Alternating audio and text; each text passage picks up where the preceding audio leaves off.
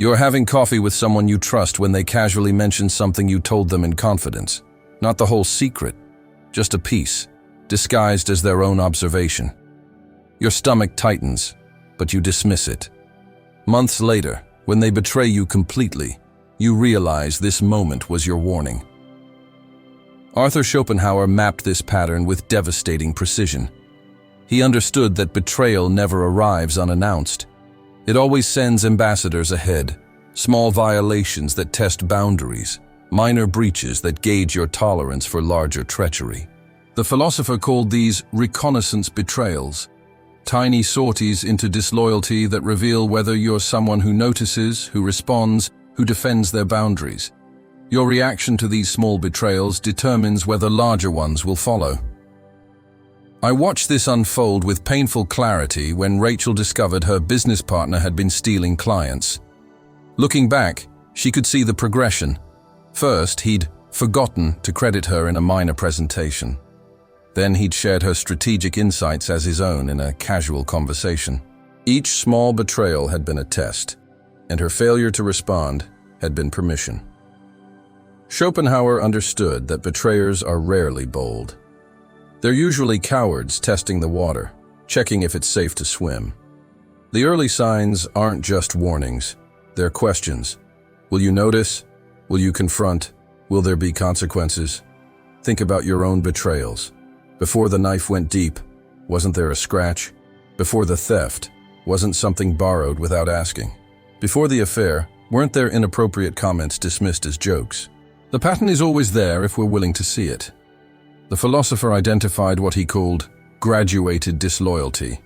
Betrayal happens in increments, each slightly worse than the last, conditioning you to accept what you would have rejected if it had happened all at once. It's like slowly heating water with a frog inside. Consider Tom, whose best friend eventually ran off with his wife. The first sign had been 2 years earlier. His friend had made a comment about how Tom had really outkicked his coverage with his marriage. It seemed like a compliment wrapped in a joke, but it was actually a revelation of how he saw Tom's wife, as someone who deserved better.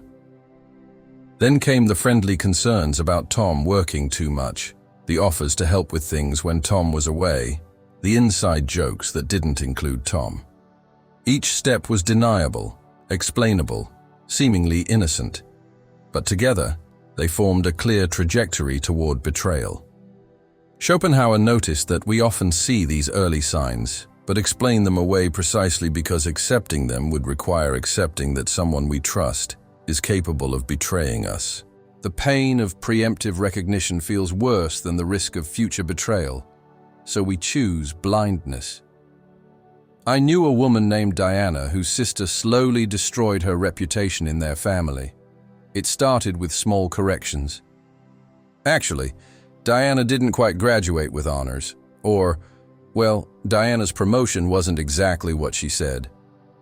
These tiny undermining comments were tests to see if Diana would confront her. Diana didn't, thinking she was being mature by not making a big deal of small things. Her silence was interpreted as weakness. The comments escalated to outright lies, carefully crafted stories that painted Diana as unstable, unreliable, selfish.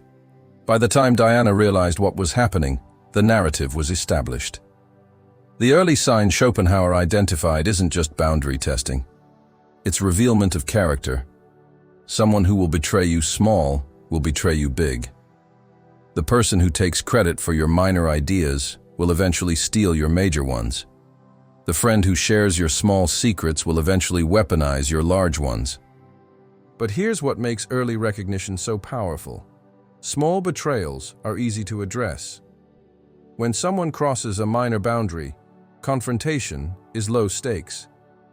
You can have the conversation without ending the relationship. You can establish consequences without nuclear options. More importantly, confronting small betrayals often prevents large ones. Betrayers are opportunists looking for easy targets. When you demonstrate that you notice and respond to small violations, you remove yourself from the victim pool. They'll find someone else who doesn't pay attention. I witnessed this with Mark, a manager who noticed his assistant had started reading emails over his shoulder, lingering a bit too long, asking questions about confidential matters that weren't her concern. Instead of dismissing it, Mark addressed it directly. "I've noticed you reading my screen. That needs to stop." The assistant was embarrassed, apologetic, claimed she didn't realize. But Mark had drawn a clear line. Later, when another assistant in the department was caught selling company information, Mark's assistant admitted she'd been approached to participate, but declined because Mark sees everything. Schopenhauer understood that betrayal is fundamentally about contempt. The betrayer must first convince themselves that you deserve betrayal, that you're weak, naive, or worthless enough to victimize. Early signs of betrayal are actually signs of developing contempt. Watch for the subtle dismissals of your achievements, the jokes that aren't quite jokes about your weaknesses, the stories that paint you as slightly less competent than you are. These aren't just rudeness. They're the betrayer building their internal case for why you deserve what's coming. The philosopher also identified preparation phrases, things potential betrayers say to test your boundaries and build their justification. "You're too trusting. You really should be more careful. I would never do this, but someone could." They're simultaneously warning and threatening, seeing if you'll recognize the threat. I knew a couple where the husband kept saying, "You know, most men would have already cheated by now," and "You're lucky I'm so loyal," and "Another man wouldn't put up with this." His wife thought he was fishing for gratitude. He was actually preparing his excuse, building the narrative that when he did cheat, it would be justified. The early sign isn't always active. Sometimes it's a withdrawal. Schopenhauer noticed that before betrayal often comes emotional distance. The betrayer must psychologically separate from you to do what they're planning. They stop sharing, stop engaging, stop seeing you as fully human. This withdrawal is protective for them and warning for you. When someone who was close becomes mysteriously distant without explanation, when warmth becomes coolness without cause, they're often preparing to do something that would be impossible if they still felt connected to you. Consider Sarah, whose friend became oddly formal in the months before sabotaging Sarah's promotion.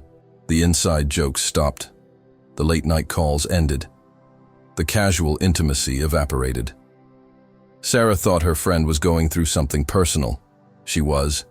She was going through the process of dehumanizing Sarah enough to destroy her.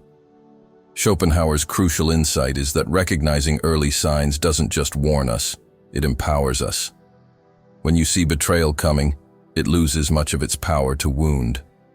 The shock is gone, the disbelief is absent, the devastation is diminished. You're prepared, practically and psychologically. I watched this with a client named Jennifer who noticed her business partner had started having informal meetings with their biggest clients without her. Instead of confronting, she quietly began documenting everything, backing up files, securing her own relationships. When he finally made his move to push her out, she was ready with legal protection and client loyalty he hadn't expected. The betrayal still happened, but it hurt less because she'd seen it coming. She'd had time to process, to prepare, to protect herself. The early signs had given her the gift of psychological readiness. The practice begins with trusting your instincts about small violations. That uncomfortable feeling when someone shares something you'd rather they didn't, when they take credit for something small, when they dismiss something important to you. These feelings are data. Don't explain them away. Don't minimize them. Don't gaslight yourself into thinking you're being oversensitive. Schopenhauer understood that our unconscious often recognizes patterns before our conscious mind accepts them. This week, pay attention to the small betrayals in your life. Not with paranoia, but with awareness. Who takes small liberties with your trust? Who tests your boundaries? Who's building a case for why you deserve less respect? Address one small violation directly, not aggressively, but clearly. I noticed you shared something I told you in confidence. That's not okay with me. Watch their response. Do they apologize genuinely? Do they minimize? Do they turn it on you? Their response tells you everything about what's coming. Schopenhauer's ultimate message isn't that everyone will betray you. It's that betrayal announces itself if you're willing to listen. The early signs are gifts, opportunities to protect yourself, to establish boundaries, to remove yourself from harm's way. When betrayal hurts less, it's not because you've become cynical or closed off. It's because you've become observant, responsive to early warnings, unwilling to subsidize your own victimization through willful blindness. The question isn't whether someone in your life is showing early signs of betrayal. Someone probably is. The question is whether you'll notice, whether you'll respond, whether you'll use these early signs as the warnings they are, or whether you'll wait for the full betrayal to arrive, shocking you with what was actually inevitable. Because Schopenhauer understood that betrayal only truly surprises those who chose not to see it coming. For everyone else, it's just the final chapter of a story that revealed its ending in the very first pages.